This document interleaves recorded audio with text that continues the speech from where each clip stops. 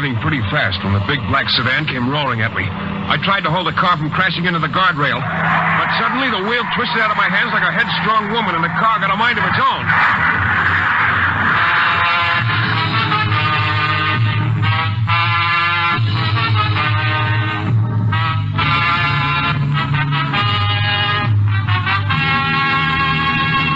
The New Adventures of Michael Shayne, Private Detective.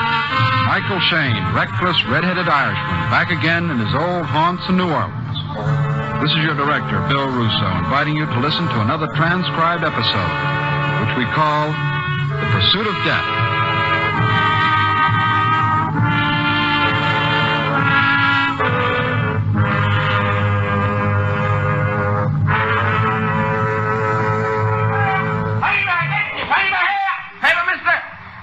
What do you read? Hi, Charlie. Oh, hi, Mr. Shayne. Got the 5-star? Hot off the press. Here you are. Ah, thanks. What? Take a look at Dream Girl, Charlie. You know, when you grow up... Yeah. But she looks like she's asleep on her feet. Hey, paper lady! What? I said paper lady. Don't do that. Don't talk behind my back. In back of me. Okay, lady. Boy, she must have had a bad dream. No, Charlie, it isn't sleep in her eyes. It's fear. Hey, look out, lady! Hey, you... What are you trying to do? Get yourself killed? Or haven't you heard it's bad to walk in front of traffic? Somebody pushed me. I'm behind. Didn't you see? Nobody pushed you, lady. I told you I was pushed. I was just walking. I didn't want to cross the street. Somebody pushed me. Okay. Somebody pushed you. You feel better now? Yes. Yes, I do. Oh, good. And No, don't let go. Hold my arm. Is that tight enough? I suppose that sounds silly. Now, for the first time in weeks, Who are you? Mike Shayne, private detective. One of my hobbies, keeping beautiful women from crawling under cars. You're solid, dependable. I need something solid.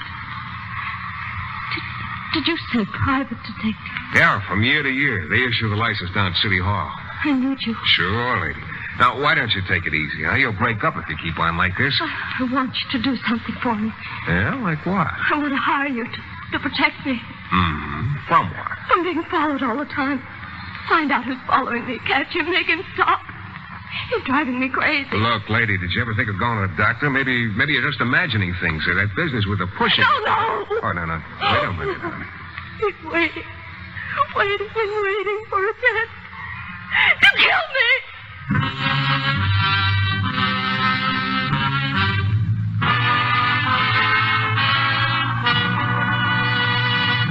In a moment, we'll return to the New Adventures of Michael Shayne and the Pursuit of Death.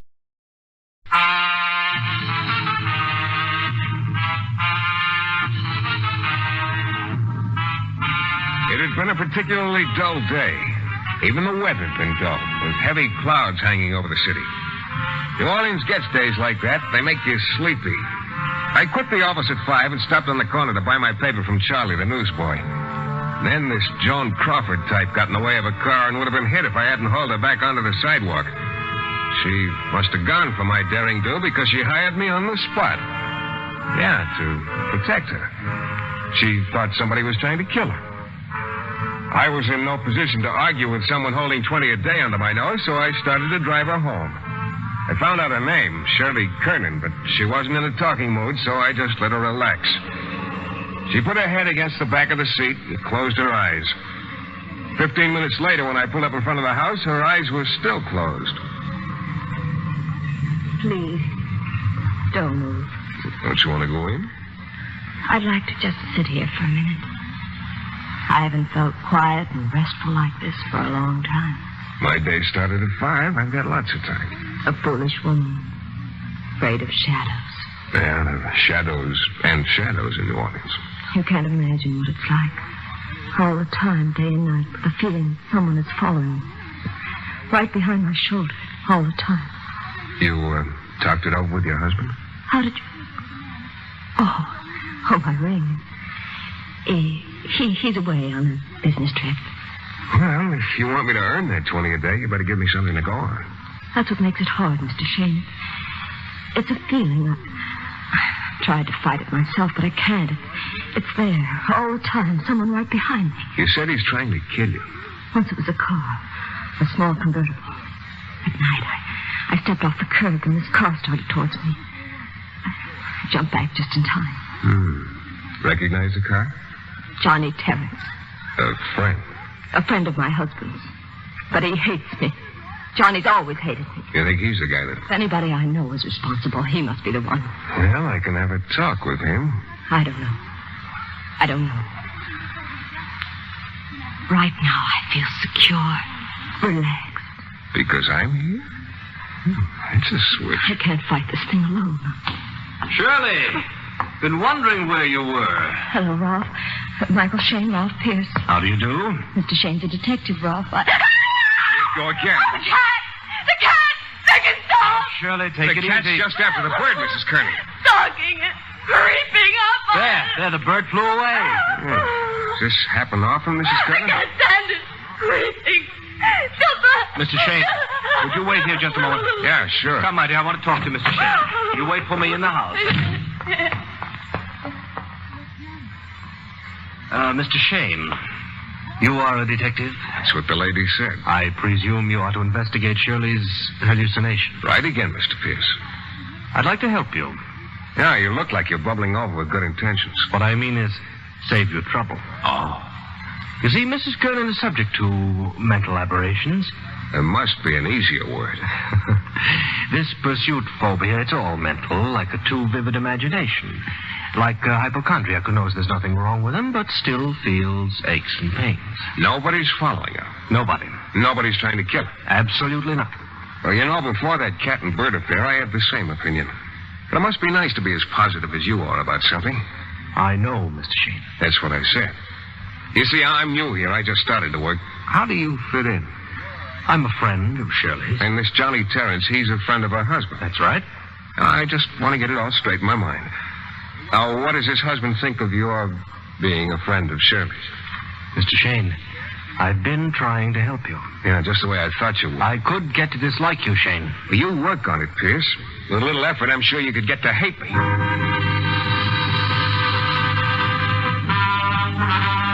Like I said, if it wasn't for that cat and bird business, I'd have probably washed it off quick, charged the 20 to experience, and gone home. But when I got finished talking to Pierce, it gave me ideas. Maybe somebody was trying to drive her crazy. Maybe Pierce. Maybe her husband. Maybe this Johnny Terrence had some answers. It wouldn't hurt to find out. Now, Mr. Terrence was home when I got there, getting ready to go out. The playboy type. Got a heavy date, Mr. Shayne. What can I do for you? Information, Mr. Terrence. About what? Shirley Kearney. Oh? I'm sorry. I'm too much in a hurry. I understand you're a friend of her husband's. Stan and I were very good friends once. Were. She fixed that. Well, she doesn't like you either. And that's a compliment. You'll pardon me now? She's in a pretty bad way. I'm trying to help her. Go right ahead. Well, what can you tell me about Shirley? Nothing. Look, Johnny boy, I'm trying to be nice. It's tough, but I'm trying. You've been following her?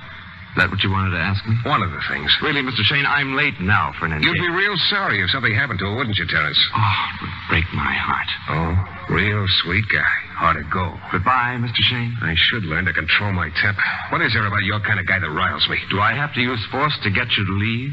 You know, it'd be a pleasure. All right, Shayne. That's a sucker punch, leading with your right. Didn't they ever teach you that at prep school? Get out! Get out! Yeah, sure. You know, I feel better. Yes, sir, I feel much better.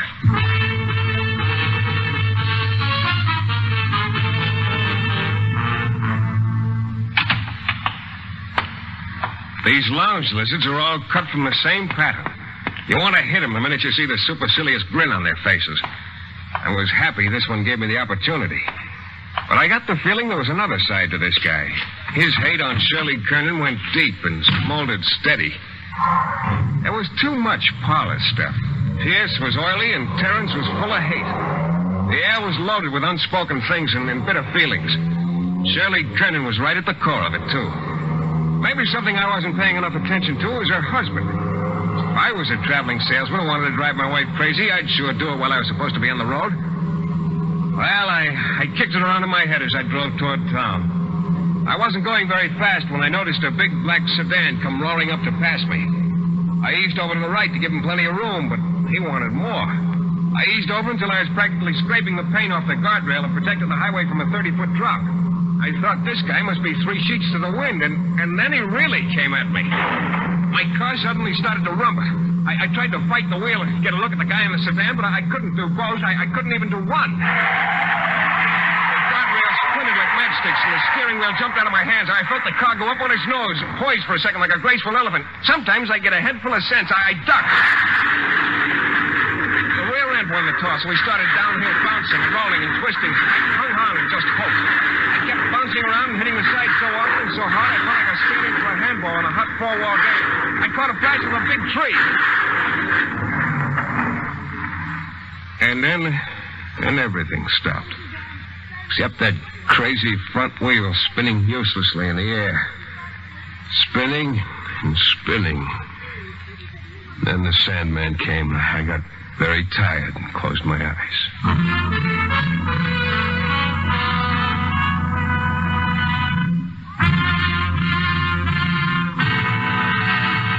In a moment, we'll return to the new adventures of Michael Shayne and the pursuit of death.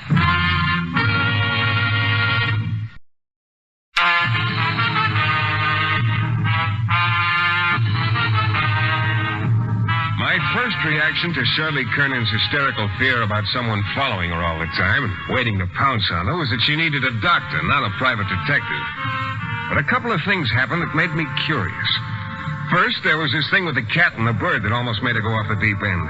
And then Ralph Pierce, her friend, tried to ease me out. And the parlor punk, Johnny Terrence, seemed to have some secrets, too. Finally, I got into an argument with a black sedan and lost the argument.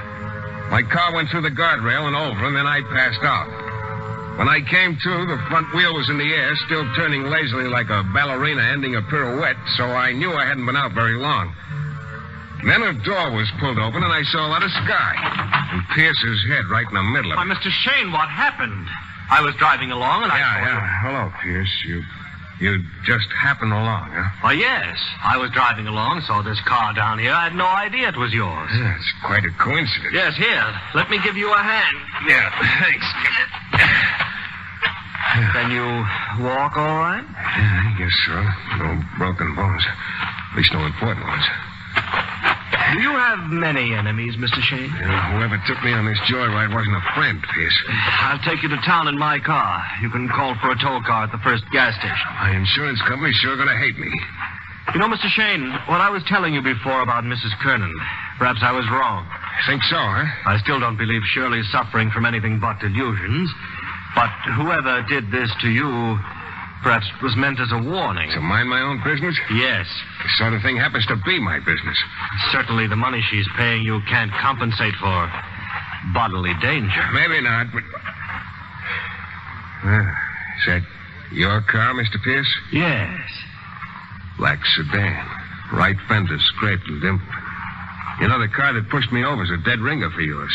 As you said before, quite a coincidence, isn't it? You seem to be quite a boy for coincidences. You see this bump on my jaw where it hit the dashboard? Yeah? Well, here comes another coincidence. You'll regret this. Now, later. I'm too busy now. If you want to ride back to town, the tow car will be coming back in a while. Why don't you wait, Mr. Pierce?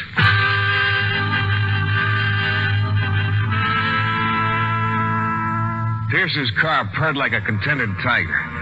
I figured I'd stop at my office, clean up a bit, and get my 38 before I went any further on this case. I parked in front of my building and went up to the office. With my hand on the doorknob, I had a feeling. Not bad, but maybe just a little uneasy. I threw the door open and stepped aside. Nothing happened. Craned my neck and took a look. There was a man sitting in my client chair, the one with springs. At least I think it was a man. He had a turban on his head and flowing robes that covered his feet. His skin was dark, and very white teeth smiled at me as he went into a short commercial. Permit me to introduce myself, Mr. Shayne. I am Remu, seer and mystic in the realm of the mind. I am a friend of Mrs. Kernan. Oh, not another one. I am aware you are trying to help her. Yeah. What can I do for you? Perhaps I can aid you. Perhaps. All I want to find out is whether her life is really in danger or if she just imagines her life's in danger. Her life is in danger, but I do not believe it is from a physical source. Nobody's trying to kill her? No one but herself. We all contain within ourselves the seeds of our own destruction. Yeah. No, I don't place you in this setup. I want to help her, too. You know John Terrence?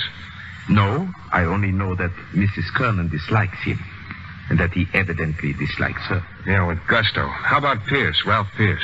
A malignant person, Mr. Shayne. An evil person. Oh? I do not know him well. I met him only once, but I felt the evil. It was my second meeting with him before I felt anything. And what about Shirley's husband? Would he be trying to drive her out of her mind? Mr. Shayne. Yeah? These problems of the mind, they are susceptible of various interpretations. You understand, I am a friend of Mrs. Kernan. Yeah, you said that. I want only for her to have peace. Go on. There is one thing. Mrs. Kernan has always worn a necklace. Of one in particular she was fond. A heavy gold mesh necklace. For many weeks now she has ceased to wear it. I asked her about it, but she reacted strangely. I feel it is important. Yeah? Well, what's the matter? Don't your feelings have the answer? Ah, these problems of the mind. And you think someone is trying to drive her out of her mind? That explanation is much too simple, Mr. Shayne. I fear when you find the answer, it will prove to be a great deal more sinister. It was beginning to percolate. Like a gentle little thing, Ramoo's words stirred softly. Seemed to say something beyond what I actually heard. It would fit, too. It would answer all the questions. Well, it was late, almost 11 o'clock, when I parked in front of Shirley Kernan's house and went up the front steps. I could hear voices behind the door. It rang the bell. But Shayne, Oh, what's the matter? Am I interrupting something? no. How about inviting me in, then? Oh, yes. Come in. Okay, take it easy. Well, hello, Terrence. What happened? You two kiss and make up? This is my cue to exit. So long, Shirley. Relax. I'll see you some other time when the house isn't all cluttered. Always on the wing. Stick around, Butterfly. I want words with you. This time you don't catch me off balance, Shayne. Yeah, see? You're still a sucker for that right lead. All right, what are you doing here? What do you think he's doing here? He's trying to frighten me. Well, Terrence? I just wanted to find out if she'd heard from her husband. I haven't heard from Stan since he left. He usually writes. That's all, Terrence? Yes. You could have telephoned for that. I did. She refused to talk to me. Have you heard from your husband, Mrs. Kernan? No. It's gone quite a long time, hasn't he? Doesn't he usually write? Are you going to start on me now? I thought I could depend on you. Shirley, how about Pierce? Don't you depend on him? Don't lie and cheat, Shirley. Don't you make Stan's life miserable? No wonder he likes to go on the road, to get away from you. No wonder he doesn't write. I hate you. You're the one behind all this. You're the one creeping behind me all the time. Mrs. Kernan, stop. Ask him. Go on, ask him. It's here in this room. The feeling.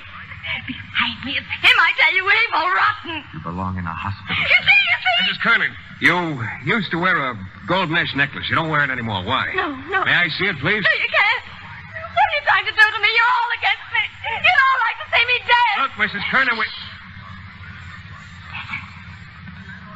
What is it? You heard? I don't hear a thing. You're out of your... In this room now. Behind me. Coming closer.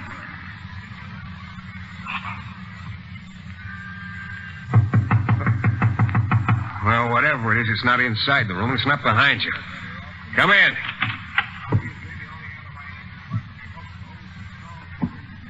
Well, hello, everybody. What's the gun for, Pierce? Just protection. Shirley, come with me. Put it away, Pierce. I haven't forgotten our last meeting, Shayne, not one bit. Come on, Shirley. I won't go with you. I won't. You'll do as I say, Shirley. You're all against me. No one cares about I me. do, my dear. It's here. It's here in this room, coming closer. It won't touch me. I won't let it. Shirley, come back here, Shirley. You won't find me. I'll hide.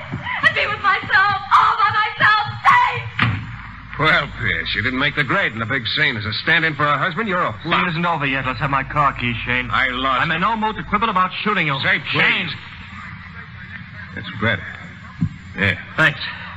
Now, if you two are wise men, you'll stay here. Everything's under control now. Let's keep it that way, without bloodshed. I don't get this. What goes on, Shayne? You got a car, Terrence? Yes, outside. You want to find out what it's all about? Yes, but what's happened to Shirley? It looks like we'll have the answer pretty quick. Come on, or we'll lose him.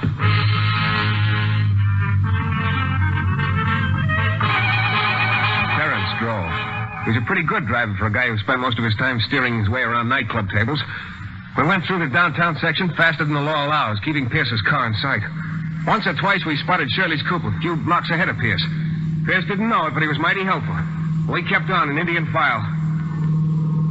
They're heading out of town. We're doing 70 and not catching up. How are the tires on this jalopy, Terrence? Front ones are fine. In the back? We'll find out. Uh-huh. Well, maybe I had you wrong, Terrence. You got guts. Thanks, Shane. Come around the office sometime. Give you a few lessons in the manly art. It's a deal if I can practice on you. Like I said, maybe I got you wrong. They're taking a fork to the left and slowing up. All right, careful. We're getting too close. Got one of the headlights. All right, turn them off. We don't need them. Pierce's shot at us was sort of a feeble last effort, and the course he must have known was lost. We got around the bend. Pierce's car was just pulling off the road, a few feet behind Shirley's coupe. It was a grassy place near the river. Shirley was running, her hair flying in the wind. A bright moon had cut the clouds. It was almost like twilight, sort of eerie. Pierce started out after us. We parked, and we started after them. Shirley, come back! She reached a sandy place in the bank and fell to her knees. Pierce got to her and started to bend down to pick her up, but he stopped halfway and just watched, sort of fascinated. And then it hit me full force. I stopped dead. What is it, Shayne? What's she doing? It's all over, Terrence. Nobody can help Shirley Kernan anymore.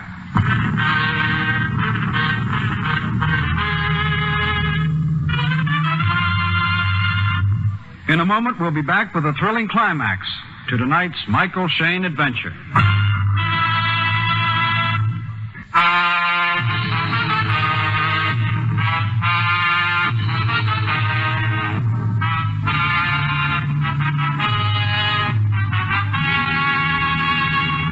We stood there about 50 yards from the river.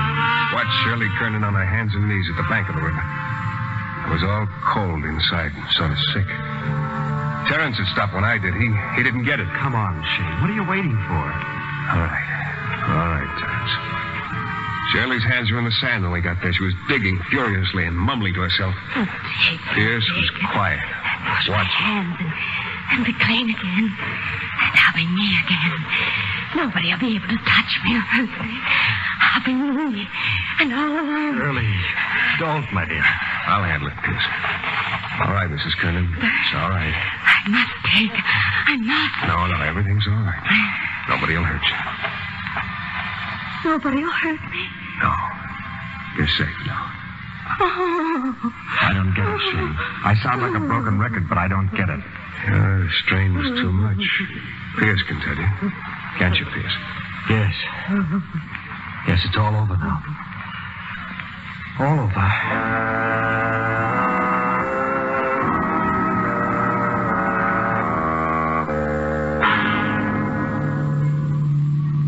We left Shirley's car there. She drove back to town with Terrence and me. Pierce followed. Shirley was like a child now, looking up at me with those big eyes as if I were going to protect her. Only there wasn't even fear in her eyes anymore. Just a blank kind of look that I'd never want to see again. She's really cracked up, hasn't she? Yeah, like Humpty Dumpty. And all the king's men can't help. But why? What caused it? Oh, it's simple enough. The way she lost control when she saw a cat stalking a bird on her lawn. The delusion she had of being followed, the idea someone was trying to jump on her from behind. And her gold necklace. I know all that, but I don't... Well, you see, she was running away. Nobody was following her. No, I don't have to run anymore. No. What was she running away from? Herself. What? Her conscience. Pierce knew it all the time, I guess, or suspected. He was trying to protect her, but he couldn't do it. No one could. Sometimes you get a case you don't like. But you're in business and you take what you get. Shirley's mind had played a trick. It had forced the knowledge of her guilt into her subconscious so that she was able to forget what she'd done. But her subconscious couldn't forget. The two forces fighting each other finally snapped her mind. I guess there's always some kind of retribution, one way or another. In her case, the toughest kind. Next morning, when the police got to the spot at the bank of the Mississippi with shovels, they found what I knew they would. The proof of Shirley's guilt. The grave of Shirley's husband, Stanley Kernan. He'd been choked to death from behind with a gold mesh necklace.